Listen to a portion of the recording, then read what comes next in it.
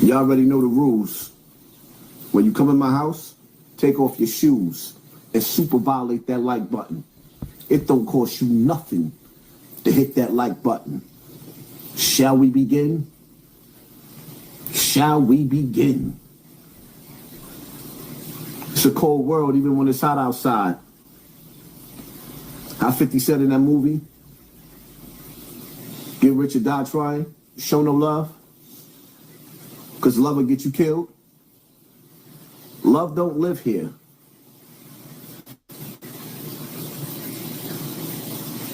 A lot of people want to know what's going through my mind. How do I feel? How do you tell a man to rest in peace when he still got victims living their worst nightmare?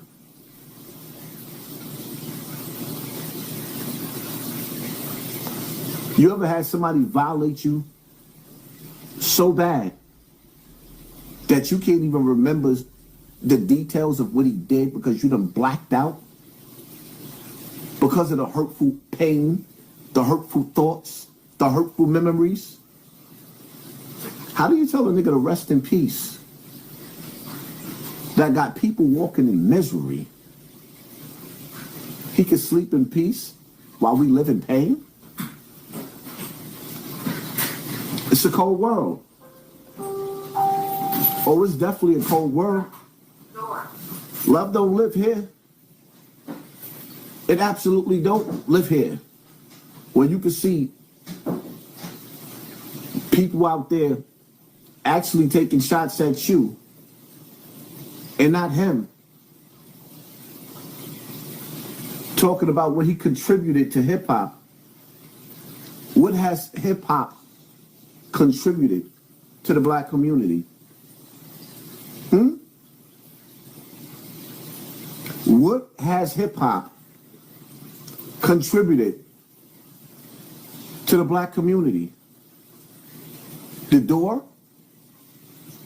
The selfish door? To whereas when a nigga walk through that door and he's successful, then he walks through another door, he doesn't reach back and grab his friends and family and say, yo, I'm gonna slip y'all in through the side door. They say no. I had to get it through the mud.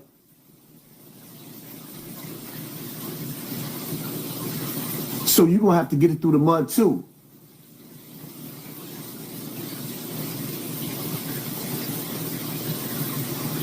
A lot of evil things went on through them doors. I didn't sign up for those industry rituals. I'm not a rapper. They say, well, is Africa Bambaataa, his good gonna outweigh the bad? It's impossible. You had a rich man who stayed in poverty and pain because he grew up in an era when it was crack babies. Kids that had problems at home. They were runaways. And this same man that was supposed to be saving them from the horrors that was going on in their homes introduced them to a totally new horror. And had a whole community behind him to back him.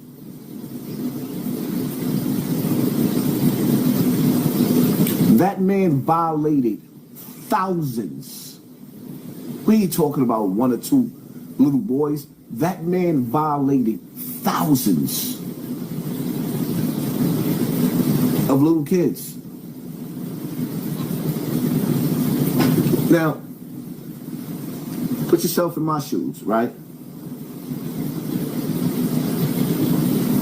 So, what's supposed to happen at his funeral?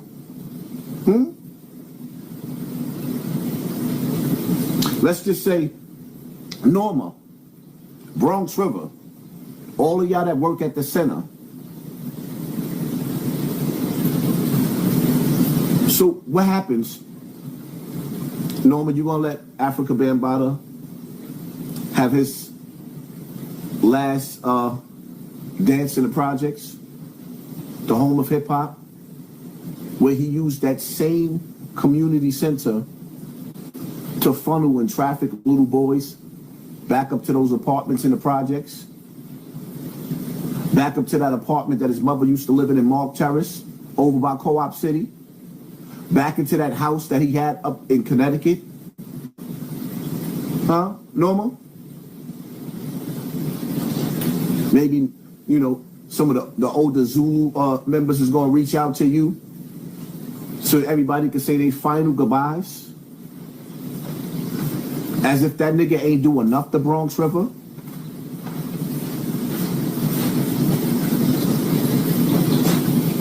But why should I care? I mean, because at the end of the day, I'm the same dude that went the Bronx River, teary-eyed, throwing a tantrum for that same community to hear my voice, and stood outside until the shooters came and got shot.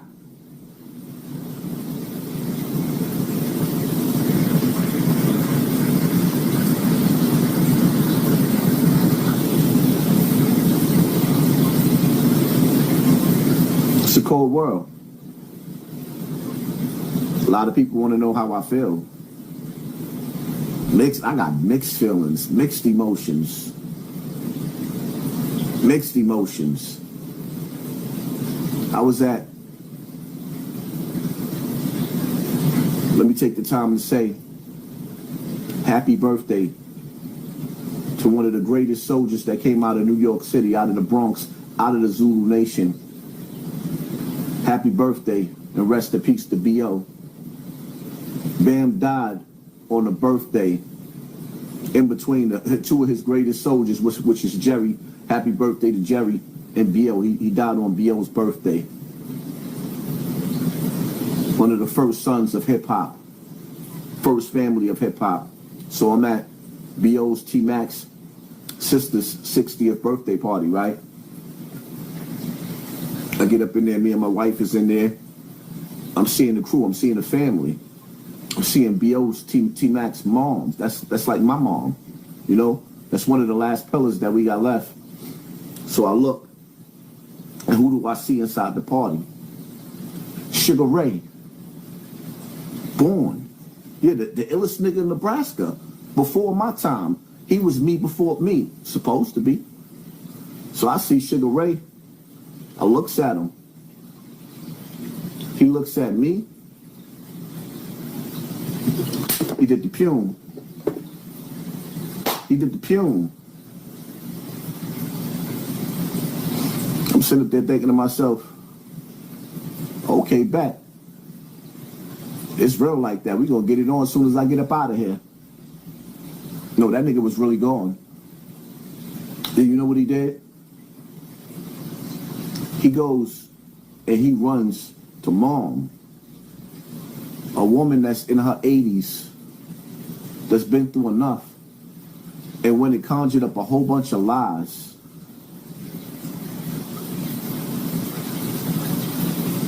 you know how that made me feel?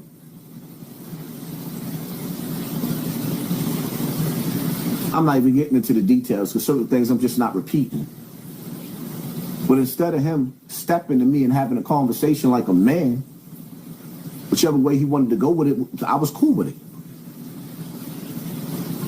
But you know the crazy part about it is, nevertheless, this was a nigga that I looked up to. Really, really looked up to this nigga. How do I feel? There's people that I will never speak to again. I goes to Jerry's 60th birthday party. Just this week in past, I see the pictures I put up. And I see Mr. Biggs. Biggs act like he don't see me.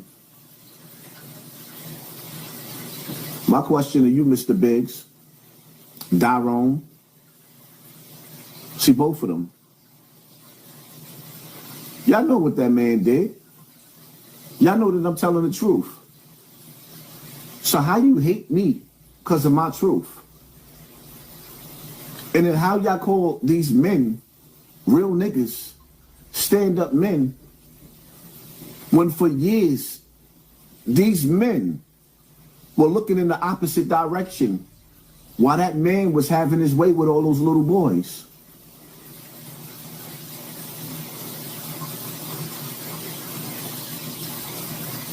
There's people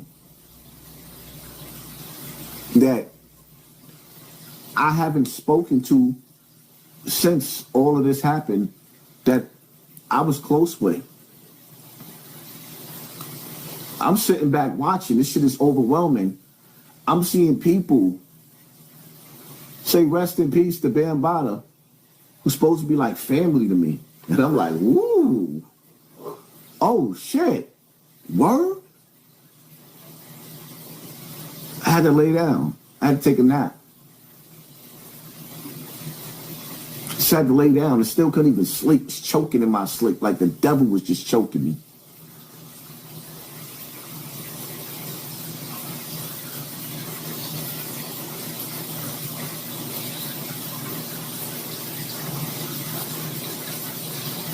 I lost a lot of people behind taking this stand. And then the worst part about it is when you see people coming out of the woodwork making videos about you that don't even know you, periodically there's always somebody new that they get burnt out after a while. Now you got this new kid. He don't even know my struggle, my pain, my hustle, no nothing. All he knows is that Zip put him up to putting lies out about me. Because everybody wants the number one spot. When the truth of the matter is, there is no number one spot in YouTube. It's either you create your own lane or you don't. I created my lane, and everybody wants the top spot in a lane that I created. That's it. And then you sit back, you know what it feels like? I'm looking at this kid. I don't even know him. I blocked the nigga because I didn't even want to see his videos. So once I see little stuff, niggas start like doing little things and playing with your family. So now I unblock a nigga because people sending me screenshots to see what's going on. And the first thing I look at, Instagram tells you who ain't shit. Instagram tells you that the people around you ain't shit because the first thing it shows is people that you know in real life, not that you met on the internet.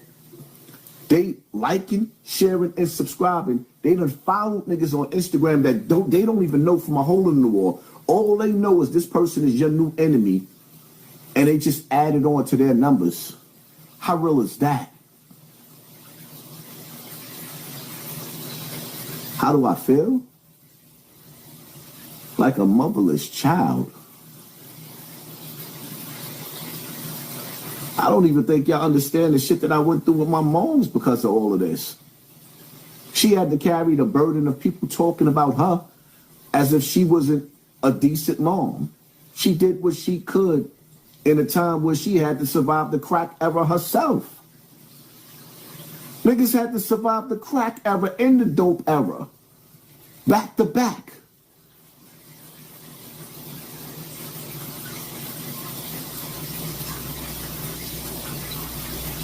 Then you have parents that put their trust in that man in the community, and he did what predators do. I guess he do get to sleep in peace while I live a nightmare.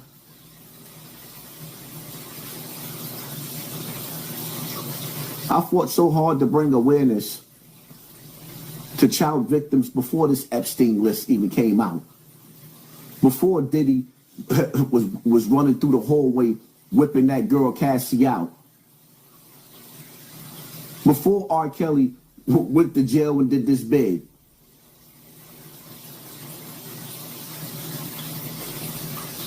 And people along the way, oh, why you don't talk about Africa Bambaataa no more? Because y'all turned me into the laughing stock. Oh, he got died. It became a slogan, a joke. Like, wow. Since when did child rape become funny? When did black men think that anything was funny? I've never seen a dude in jail get his manhood looking and niggas is in a cell laughing. Even in jail, niggas don't want to hear them screams. Even in jail, niggas don't want to hear them screams. But in the real world, y'all think it's funny?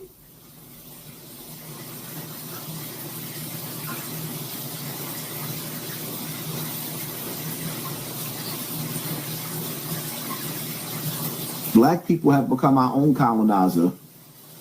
We do not care about each other at all. Black people have become our own colonizer. When we can see each other hurting and it's funny.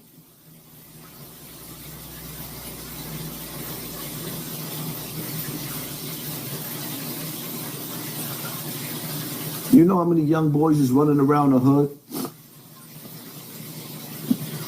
opening fire on camera because they can't tell what happened to them?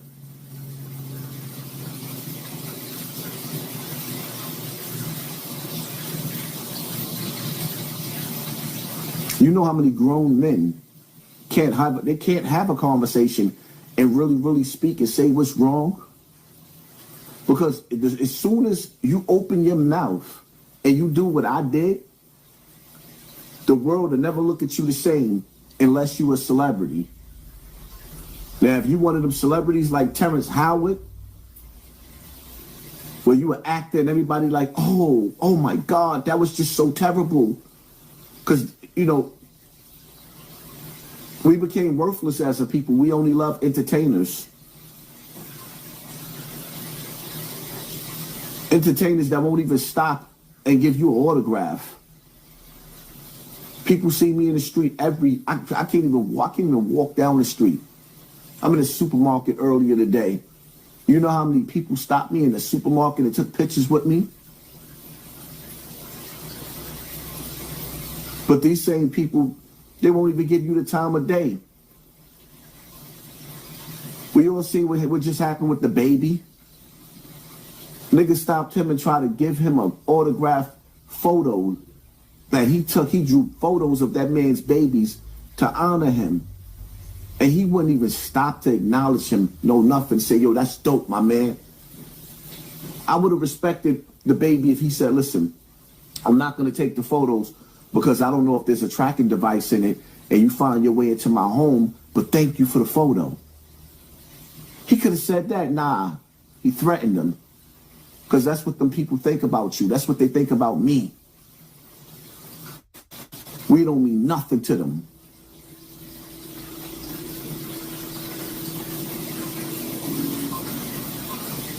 The amount of disrespect that I put on my name, the same niggas that you done help build their platform up, Nav Hoffa wouldn't be shit on YouTube without me. I was the big dog getting hundreds of thousands of views on every video every day, had over 1 billion streams. Until what? Niggas sabotage my channel. Where Fat Joe at? When niggas don't dance, they just pull up their pants. Where's Fat Joe at? Now that this story then came to an end, and Africa Bambaataa didn't even stand up to, he didn't even defend himself. That's the crazy part about it. Not one time did Africa Bambaataa run around and say, oh, Hassan Campbell was my boyfriend. He knew what it was. No. That's what you the people did. If you really think about that man, he took this shit, he took it on the chin. And he held his army back. See, now this is where shit gets interesting, because now there's phone calls being made and Bam ain't holding nobody back.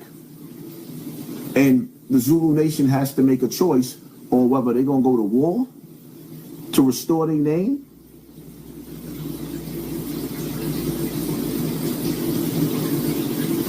Or they're going to be forever buried? Because now that Bam is dead, there is no allegedly.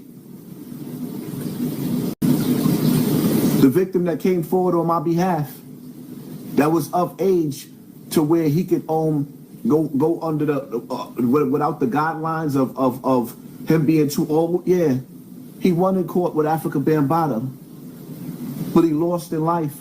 See, y'all don't know who he is, but I know who he is.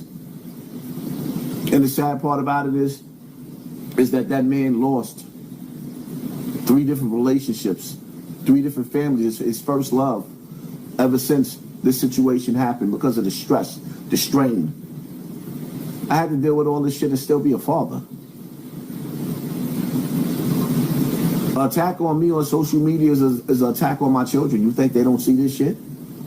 But niggas didn't care. People didn't care.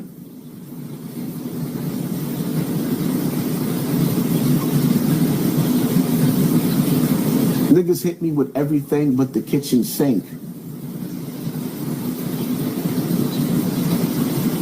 And the only reason why I could actually sit here and be strong throughout all of this is because once I got shot in Bronx River, once I got shot, that shit, I died and came back to life, my nigga. When I realized that the world was not going to love you and the world wasn't going to be there for you, I had to be there for myself. I'm a totally different animal now. That's why when people be sitting up there taking little shots, they don't suffer for Stockholm syndrome. Like, my nigga, niggas couldn't walk a mile in my shoes. Niggas couldn't walk a mile in my shoes. Will never be known for fighting for anything. No, niggas will never be recognized for fighting. I hear a lot of this little slick sarcasm that niggas be throwing towards me. Niggas got Stockholm syndrome when it comes to the streets. Running around 40 and 50-year-old worshiping a 20-year-old big homie. Pick your poison.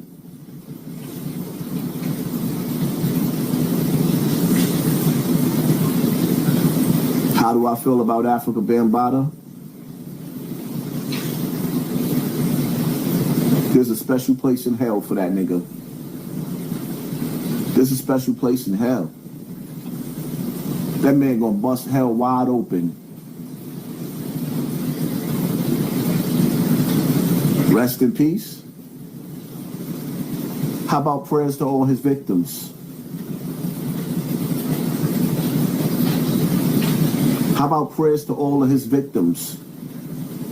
You know, all those little boys that had to really, really, really deal with the memories of his mustache and his beard on a pelvis area before they had pubic hairs.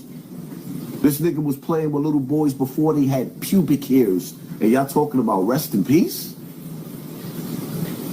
This man was playing with little boys before they had pubic hairs.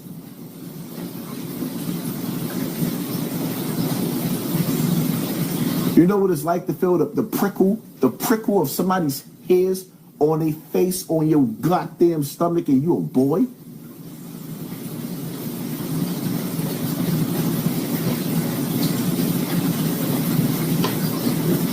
Rest in peace.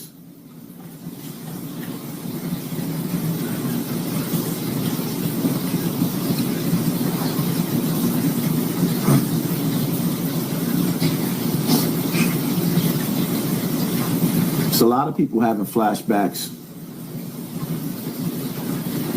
You know how many people been through what I've been through, male and females? If you've been through a similar situation, put a 1 in the comment section. You know how many men and females been through what I've been through? If you've been through what I've been through, whether you're a male or a female, put a 1 in the comment section. Don't be afraid. That's why people be sitting up there cracking jokes and making fun. Do y'all realize how many people have been through the same thing that I've been through and hurting? Ain't no pausing. You don't put a pause on child victims. Y'all need to get out of here with that bullshit anyway. Y'all niggas watch too much Cam and Mace. Welcome to this is the real world. The truth of the matter is a lot of them people that be playing that pause game, them niggas is gay themselves. Being caught in cars with little boys themselves. Yeah, we heard the rumors. A lot of these niggas, y'all talking about the pause game, niggas is talking about walking in Diddy house and seeing dildos in the sink. Oh, that's Diddy's. Like, come on, get out of here with that bullshit. 2 men living in the house and there's a dildo in the sink? Explain that. 2 men living in the house and there's a dildo in the sink? Explain that, man. Get out of here.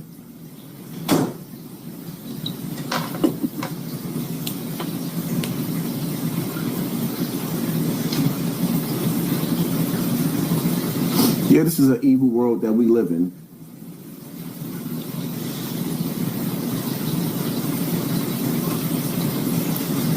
All the things that I done been through. Niggas is mad at me because I brought up Dawn's name. Because after he died, so many victims came and told on him. He's an offspring of Africa Bambaataa. He's an offspring of Bronx River. I would never put no respect on that nigga name. I would never put no respect on his name.